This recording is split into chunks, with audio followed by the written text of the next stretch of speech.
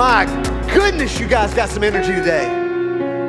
My word, man, it's so exciting to hear you sing and your excitement, man. I'm just so proud of you. If this is your first time to the gathering, welcome home. We're glad you're here.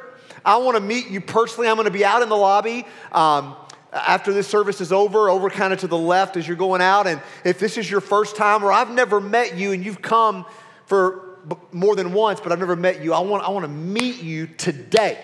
So please don't bolt until I get a chance to shake your hand. Everybody with me on that? We're in this series entitled God Can. Say God Can. God can. And here's this is the journey that we're on, is we're learning to believe that God's can is greater than my can't. I'm going to say it again. We're learning together to believe that God's can is greater than my can't. There are things I can't do. There are problems I can't solve. There are things that I can't heal. There are things that I can't provide. But there's nothing that God can't do. And last week was week 1. I talked about that God can move mountains, big obstacles, big things, about how God answers prayer, that God can move mountains that I can't move. And today, I want to give you a statement. You're probably going to disagree with me on this, but that's okay because it's still true. Did you know that there is a miracle inside of you? There is. There's a miracle. You said, Brad, whoa. Okay. Not me. There may be a mess inside of me, but not a miracle. Well, I'll give you another statement. Let's just go with what you said. There's a mess and not a miracle. Well, messes become miracles in the hands of Jesus. And there is a miracle inside of you. And today, I'm going to unpack with you one of the most famous stories in all the Bible. It's a miraculous story. And you're going to see how you say, Brad, you don't understand. Brad, I got a past, man. I got a past. I got a past that could be a Netflix original, okay? I mean, I got one. I mean, it's like a Jerry Springer show, okay? I mean, I've got a past. And there's no way that there's a miracle in me. It's a miracle I'm still alive. And it's a miracle that I'm sane. And well, the jury's still out on that, but it's a miracle that I'm sane. But there's my past. And some of you discount yourself because of your personality.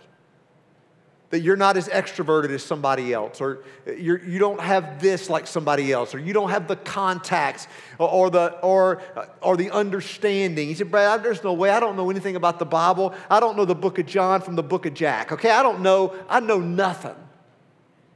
There's no way that there's a miracle inside of me. There is. John chapter 6.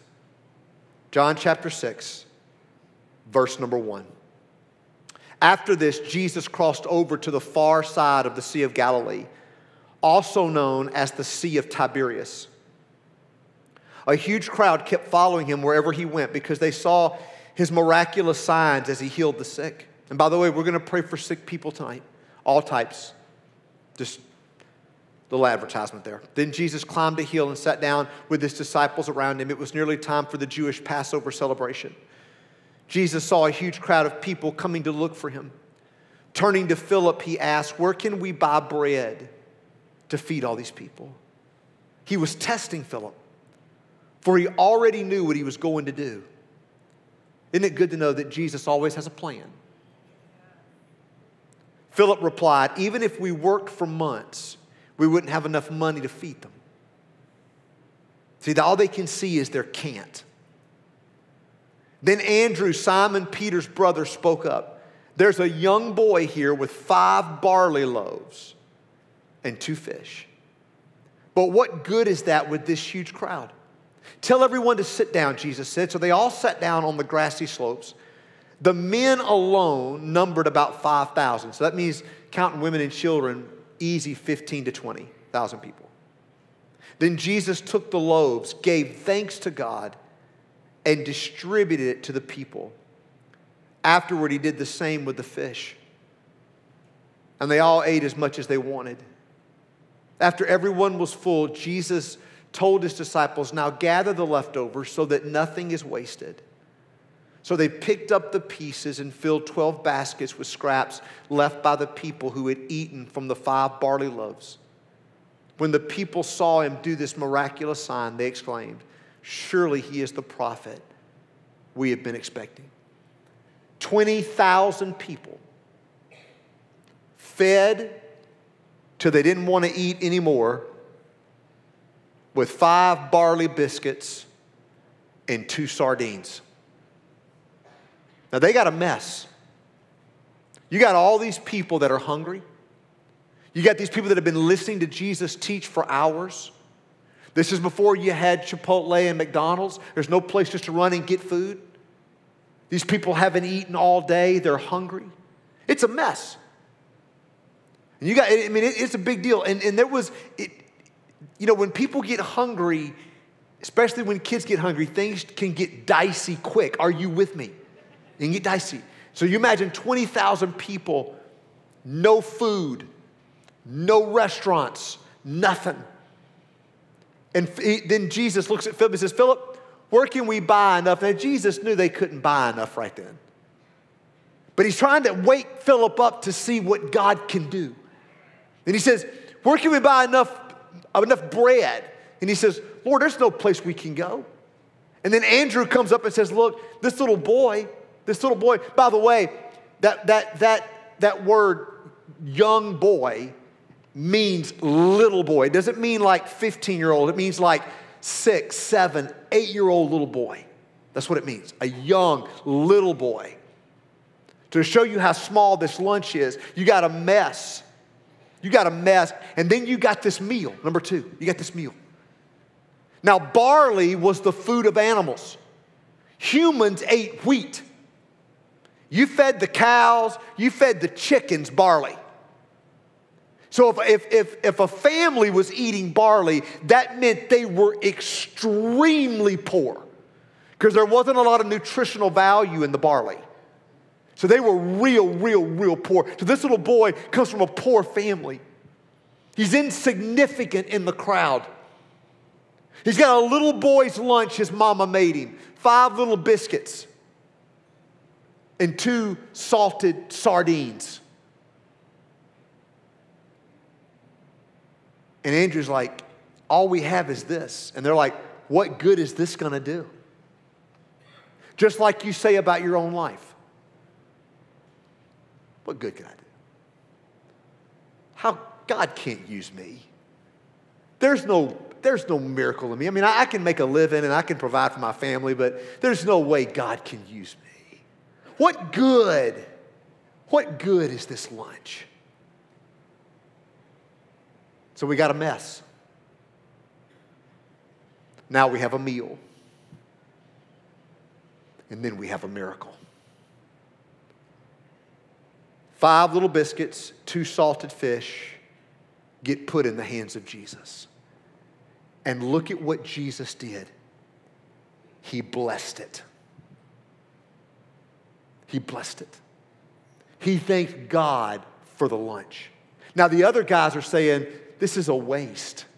All we're going to do is give people enough food, just a few people to spread this around if we break it up into real small pieces, and it's just going to be enough to make people mad. Sort of like those Jenny Craig meals, lean cuisine, that kind of stuff. Unless you're on appetite suppressants, that's just enough food to make somebody mad. Are you with me on that? It's just not good. Anyway, now I know some of you are on diets. You're still in like week 2 of the year, and you're still on it, and I'm proud of you. Hang in there, okay? If somebody's rude to you in the parking lot, just think, Jenny Craig, Jenny Craig, Jenny Craig. I mean, they're upset. They're not feeling good. They said, how are we going to be able to, this food's not going to be enough. It's not going to be enough.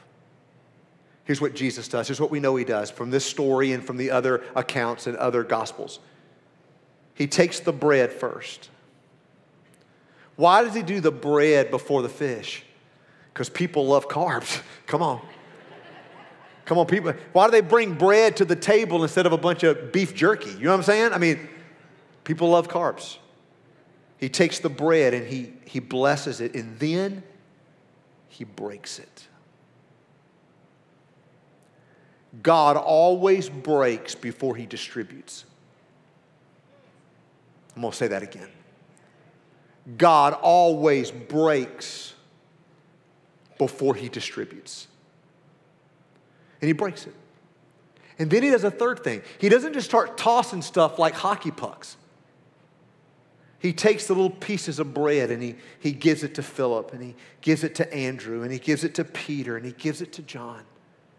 And they take these little crumbles of bread and they start going to people and handing them these little pieces of bread, thinking, what are we doing? This can't be making a difference. These people are going to mob us and kick us into the ground. And then they turn and Jesus gives them more. They distribute that, they turn, and Jesus gives them more. And then it just keeps coming. Now you got to know these guys are like, that was 5 little biscuits. We've been handing out bread for 2 hours, and it just keeps coming. Holy cannoli. And then once Jesus distributes enough bread that everybody's on a carb high, then he gives them protein. And he starts breaking up the sardines and giving it to the disciples, and they're distributing. It just keeps multiplying. What was insignificant and insufficient in the eyes of these guys was more than enough. It wasn't enough just to give them enough to curb the hunger pains a little bit. It gave enough for them to eat all that they wanted. They ate till they didn't want to eat anymore. Because a meal in the hands of Jesus becomes a miracle. And they, not only did everybody eat what they wanted, there was enough to fill 12 baskets of leftovers. One little meal.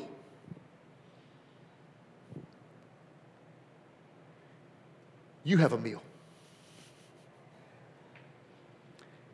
And your meal is someone else's miracle. You say, Brad, I don't have a meal. Oh, yeah, you do. Let me tell you about what your meal is. Your meal is you. Your meal is not somebody else. Your meal is you. Just like that boy's mama, she kneaded that barley with some milk, and she made those biscuits, and she salted those sardines, and she put it in a little container for her son to have something to eat. Just like that mama prepared that lunch for her boy, your God has made the meal that is you. And let me tell you what your meal consists of. Your meal is your personality. It's not just your personality, but contains your personality. God made no mistake when he made you. All because you're introverted and not extroverted doesn't mean God made a mistake. Or because you're extroverted and not introverted, God made a mistake. He did not make a mistake. He made you with your personality. What other people see as quirky, Jesus sees as good. He made you in every way. He made your sense of humor. He made the way you laugh. He made everything about what you think is funny, what grabs your attention, what engages you in conversation, what moves you. God made you with that. That's part of your meal. But it's not just your personality, it's your proficiencies. Did you know that you have natural abilities and you have spiritual abilities? Let me explain. Your natural abilities are what you were born with when you were born physically. Some of you are very mechanical. You're great with your hands. You're great at putting things together. And you probably when you were a kid, you took things apart to put them back together. You're very mechanical. That's awesome. Some of you are like me. You can't build things, but you can break things, okay, like me. I'm really good at breaking things. I'm not mechanical at all. Others of you are great with computers and technology. You're just good at it. You have a knack for it. You understand how computers work. You're good with all that. You're just, and some of you are like me. You can check email and go to Google. That's about it. Or YouTube. Some of you are gifted. Others of you, you're great at cooking. You're great at following recipes, and you're great at doing your own recipes. You just have a knack for it. You have a knack for what tastes good, what goes together. Some of you are great at throwing parties. That's a real gift. I'm not good at throwing parties. I don't get the right plates. We don't have everything kind of matching and all. That's just not our strength. But some of you, you're great at throwing parties. You're the place on the street where everybody gathers at Halloween or gathers to watch a ball game. You got it all together. People love to come to your house. You just have that vibe, that atmosphere. That's a natural, God-given ability. Some of you are good at music. You're good at, you can play instruments, you can sing. Others of you, are like me. You're a prison singer. You're always behind a few bars. You know what I'm saying? Come on now. I know that's corny, but it's good. Okay. You just can't, okay, you with me on this? Some of you are great at other things. That's your meal. God made you with that. But that's your natural abilities. And every one of you have natural abilities that God made you with. But you also have spiritual abilities. Now, you're not born with these. You receive these on the day of salvation. You receive these the day that you realize that Jesus died for you and rose again for you. And you acknowledge that you can't work for His forgiveness. It doesn't matter how much you've been to church. It doesn't matter where you grew up. It doesn't matter what rituals you've gone through. You have to make the decision to turn from your sin, turn from the direction you're going in your life, and turn to Jesus and put your faith and trust in Him. And He says the Holy Spirit, the Spirit of God, the Spirit of Jesus comes to live within us. And on that day, you are deposited spiritual gifts. And what makes you a powerhouse is your natural abilities combined with your spiritual abilities, wrapped in your personality, and fueled by the third thing that makes up your meal, your past. See, you're ashamed of your past. Jesus isn't. You're embarrassed to talk about your family. Jesus isn't. You're always trying to give context to why something didn't work because you're ashamed and you wish that never would have happened. Jesus isn't ashamed of you because your past is part of your meal. It's your life experiences. It's who makes you you. If you take any of those things out, you're no longer who you are today. We may not want to go through them again. But it's what makes you you. What makes you tender towards some people is because of what you've walked through. The reason you have an eye for certain things, the reason you lean into certain things is because of things you've been through. See, you've got family experiences. Some are good, some are bad. But it's all part of your meal. All of it. Maybe you grew up in a home where mom and daddy stayed together. And it was a stable environment. Maybe you grew up in chaos and you didn't know where you were going to live from one month to the next. And your mama had, and dad split, and there was different men in your mom's life and different women in your dad's life, and you were always going in between homes, and there was always that tug of war and always in and out, and you wanted it not to be that way, but that's what it is, and you feel like in some ways that's crippled you from being the person that God wanted you to be, and I'm here to tell you it makes you the person God wanted you to be. God was not asleep when you grew up in a divorce home. not asleep.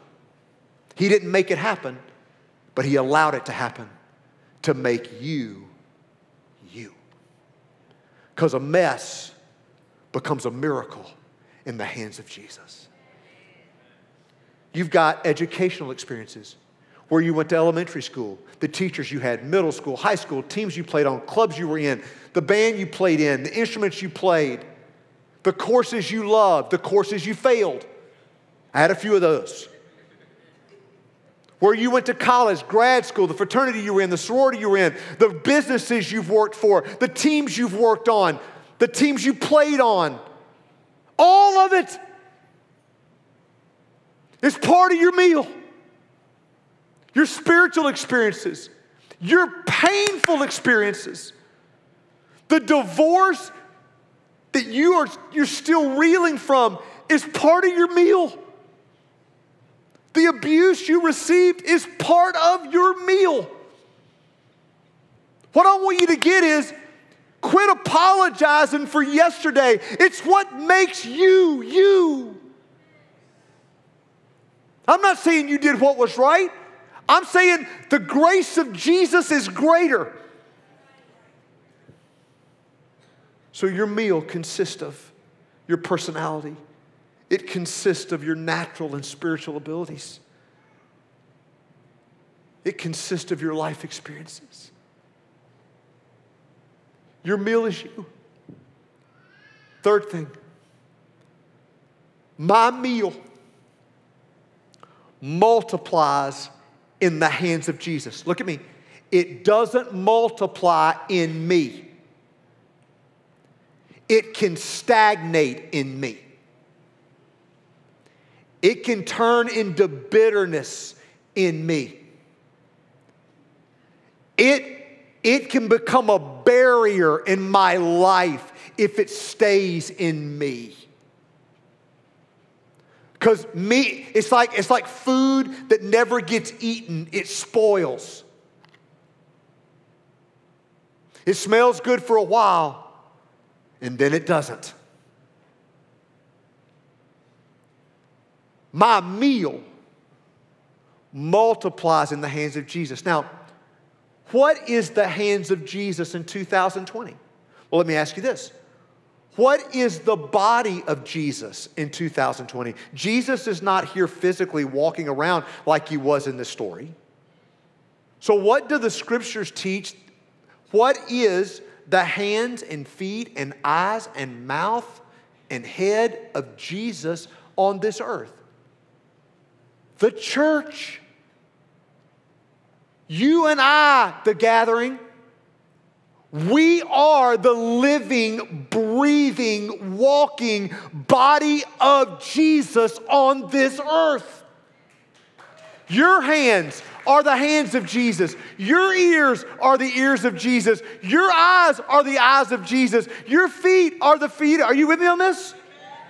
So the way your meal multiplies is in the hands of your church. That's why you're here. Bigger than that, that's why you're alive. The reason you're not dead is because God has a plan to use your meal. If he was done using your meal, you would be dead.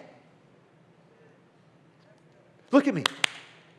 You were made, life will never make sense unless you understand these two foundational things.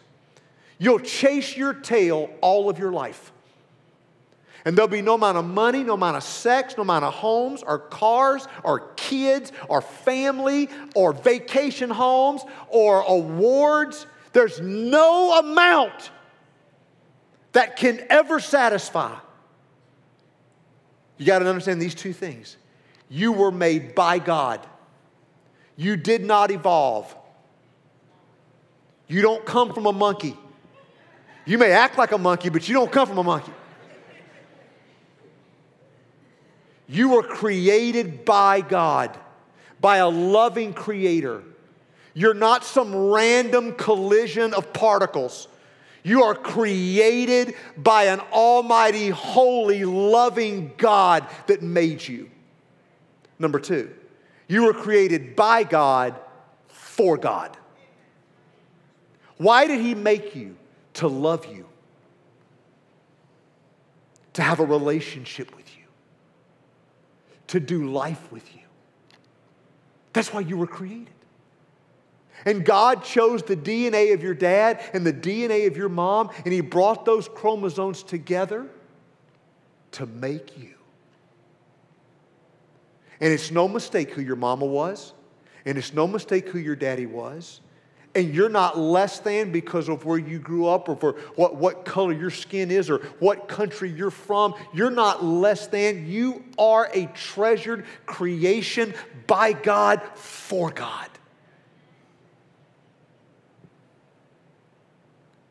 And you're created for more than to get an education, work hard, play hard, retire, chase grandkids, and die. Nothing wrong with those things. Work hard, play hard. Hope you can retire. I think it's overrated, but maybe you can. Retire, chase your grandkids. But if that's all you live for, you have missed it. You have missed it. You're created with a meal inside of you that's somebody else's miracle. Now here's how this happens. You ready? Here's how that meal goes from being inside of you to multiplying. And by the way, let me give you a couple of homegrown examples here. Let me tell you about Carlos and Mildred. It's a wonderful couple. Love them to death. They're from Puerto Rico. Did I say that right? Close. We have a Puerto Rican church, amen? Come on, all right. So, they're in Puerto Rico. And I believe Carlos works in the and works with computers, and Mildred is a doctor. And that's part of their meal. But let me tell you how they use it. Carlos plays guitar in our band, like every other week. And Mildred, you don't see her up here. She's behind those walls over there. She's translating the message today in Spanish. Because we have a lot of wonderful Spanish-speaking families that some are bilingual, but oftentimes their parents are not. And we want everybody to hear the message of Jesus. So all over this room are some people wearing headphones. And you're hearing me in English. They're watching my lips move, and they're hearing Mildred translate it in Spanish. And it's an awesome thing when we give an opportunity for people to turn to Jesus as their Savior. And I'll see somebody with those headphones on raise their hand that they gave their life to Jesus. Now, tomorrow, she's got scrubs on, and she's working in an office. But she's using her life for even a greater good. That's an example of a meal being multiplied. Now, here's how it happens. You ready? It's three things. Number one, my meal needs to be available. Now, the boy could have kept his lunch. How many 7-year-olds do you know that would give their food away? Heck, how many 37-year-olds do you think that would give it? Not many. I'm more worried about me eating than you. But He releases it. The first step to God using it, the first step to that miracle in you coming out, is for you to surrender it today to Jesus. To offer your meal as an offering. To say, Jesus, I give you my personality. I'm no longer going to make excuses for it. I'm no longer going to hang my head because of the way I'm wired. I'm going to give you my personality. I'm going to give you my natural and spiritual abilities today. I'm bringing it to you as an offering. And I'm giving you my past. I'm no longer going to try to make excuses. I'm no longer going to hang my head. I give you my past today, Jesus, because you can redeem what's been rotten. You can make a miracle of where there's been a mess. And I give you my past, Jesus, today. It's available. But it doesn't stop there. Because you can make it available, but it doesn't go anywhere. See, the boy could have said, yeah, I'm willing to give. If they want this lunch, I'm willing to share it. I don't want to be stingy. I want to share it. He could have done that and then stopped right there. And that's where a lot of people stop. They're like, yeah. Yes, God, I give you my personality. I give you my abilities. I give you my past. Yes. But they don't take the next step. So he gave it to Andrew. He gave it to the intermediary between him and Jesus. Are you with me on this? What is that? Me. You. The people in this room. The second step is, not only does my meal need to be available, but my meal needs to be aligned with a team. If you never get on a team here, your meal never multiplies. Your meal doesn't multiply on your couch, all because you have good intentions. There's lots of people that have good intentions that never get anything done. Your meal multiplies when you align on a team. Now, just like Andrew carried the lunch to Jesus, we want to help you align with a team. Now, this is for everybody. As a new church, the gathering, we're not going to be a church where a handful of people do all the work. We're not doing that. We're going to be an all-in, pioneer spirit, everybody under the load, everybody high-fiving, no freeloading church. Are you with me? All of us together. So I want you to take out this card right here that says Connect to Serve. Here's how I'm being Andrew in your life right now. So everybody take this card out. Look at it. Everybody got one. Here's what I need you to do. First of all, I need you to fill out the information on the front of this, where we can read it. Not like you're writing out a prescription, okay?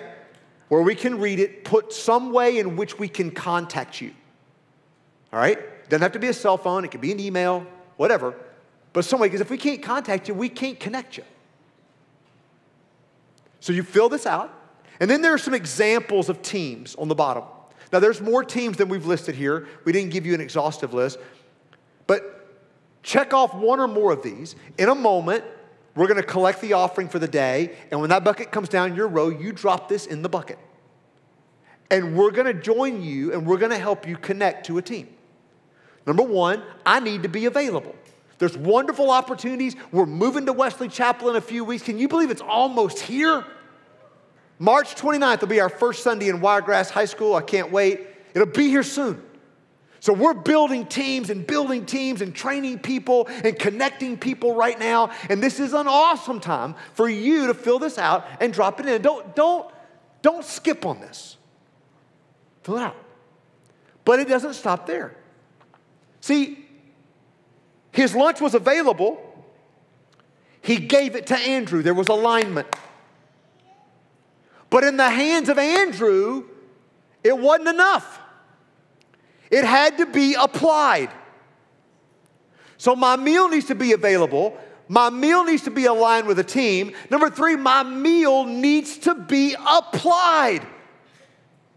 So I offer it up.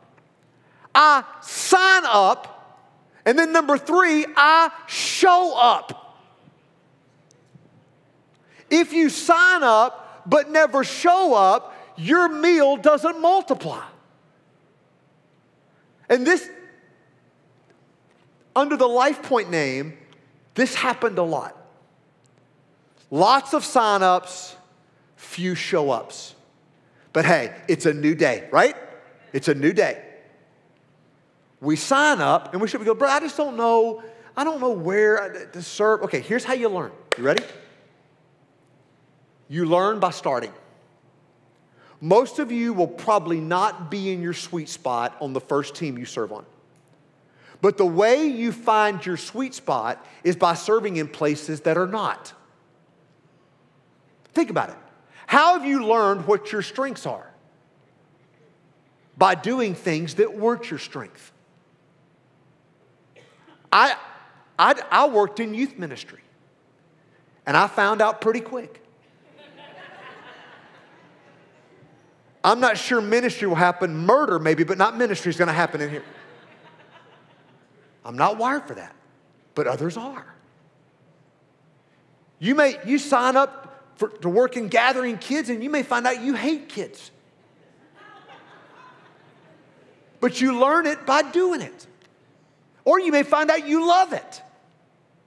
You learn. So what do you do? What happens if you sign up for a team and you begin to serve and you just don't like it? Do you quit and leave the church and never show back up and get bitter and mad and boo, boo, boo and go? No. We're about experimenting here. You get on another team. You get on another team. And you begin to serve. I did all kind of things in church before I found where my strengths were.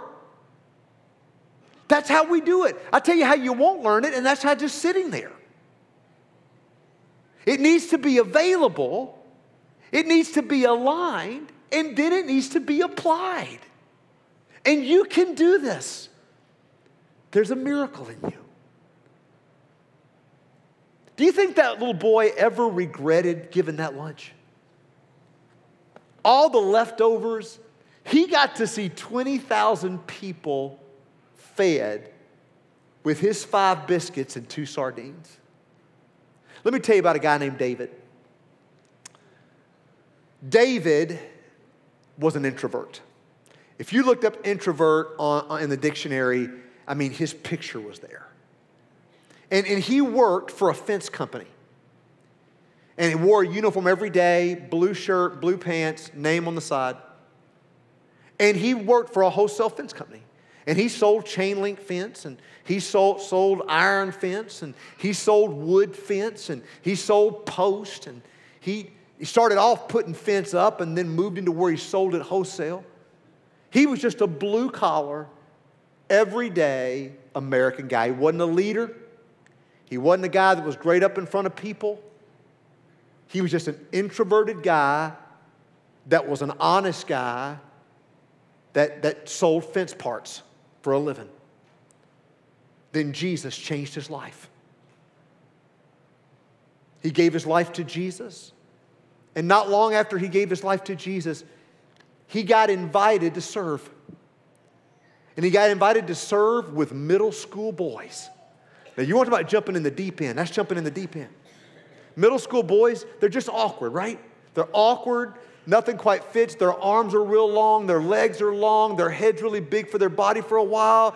They tend to smell like B.O. because they haven't learned to shower regularly and put deodorant on. Anybody know what I'm talking about? We were all that way, right? I was. I remember the first time I went to middle school camp as a kid. My mom packed my suitcase. I wore the same outfit all week. And I put dirty towels in the suitcase with clean clothes. I was a middle school boy. I was one of those middle school boys that he began to serve with.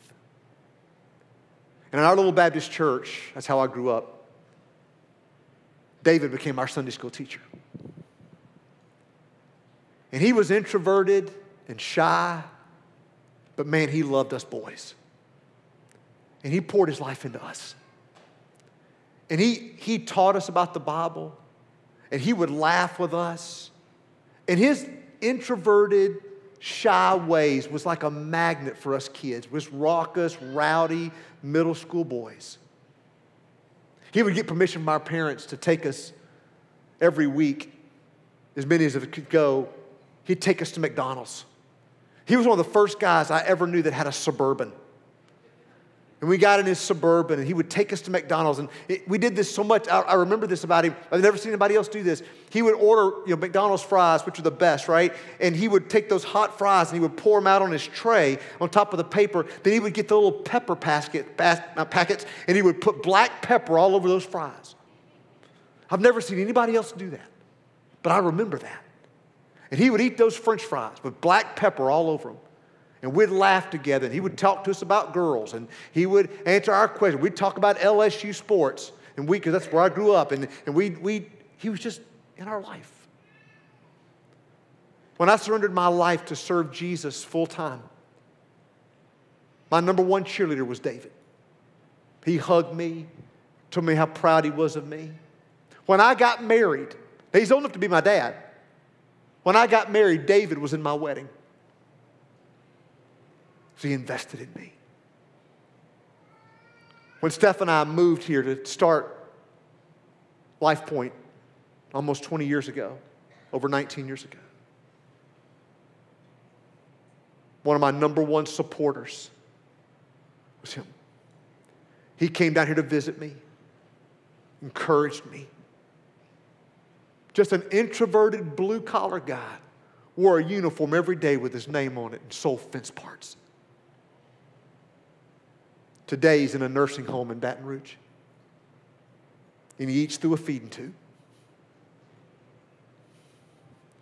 But do you think he ever regretted investing his life in us? He's in the corner of a nursing home eating out of a feeding tube. But every single man, woman, boy, and girl whose life has changed here, he's connected to that in heaven for all of eternity. Every single story, every single life, everything that I've been able to deposit in my own kids, the man that I am today is connected to an introverted guy that wore a uniform every day and sold fence parts for a living, that invested his life in me. See, he could have kept that to himself. He could have made every excuse. I'm busy. I don't have time. I'm introverted. I don't know enough about the Bible. Didn't matter. We never cared how much he knew about the Bible. We just cared that he knew us.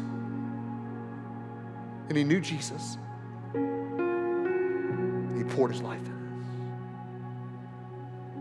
And there's a story just like that inside of you. There's somebody in this room that you're going to be a miracle in their life. There's somebody that's going to walk in that high school in a few months that you're going to be a miracle in their life.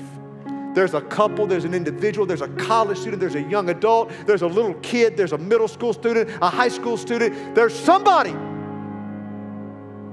that, like David was to me, you'll be with them. Because a mess becomes a miracle. A meal becomes a miracle in the hands of Jesus. Amen? Let's bow our heads and close our eyes. Have you given your life to Jesus? I'm not talking about giving him your meal. I'm talking about giving him your soul. I mean, giving up trying to earn his forgiveness and get it all right. And put your faith and trust in his death and resurrection that he made a way for you. Have you done that? If you're not sure, or maybe you would say, Brad, emphatically, no, I never have. Then I want to encourage you right now to pray with me something just like this, privately in your heart. Just say, Dear Jesus, I believe that you are God. I believe that you died on a cross for my sins. I believe you rose again for me. And today I am turning my back on living my life by my own rules. I'm turning to you, Jesus. And I ask you to save me, to forgive me, to give me that new birth, to wash me clean and make me new. And I'm choosing to follow you from this day forward, Jesus, regardless of the cost. In Jesus' name, amen. With every head bowed and every eye closed, I'm going to count to 3. When I get to 3, the gathering, I want you just to cheer for these people. And if you prayed that with me today, I want to encourage you to raise your hand. I'm not going to have you stand. I won't embarrass you. I just want to see it personally when you throw your hand in the air. You ready? Here we go. 1, 2, let's cheer for them. Throw them up. Thank you.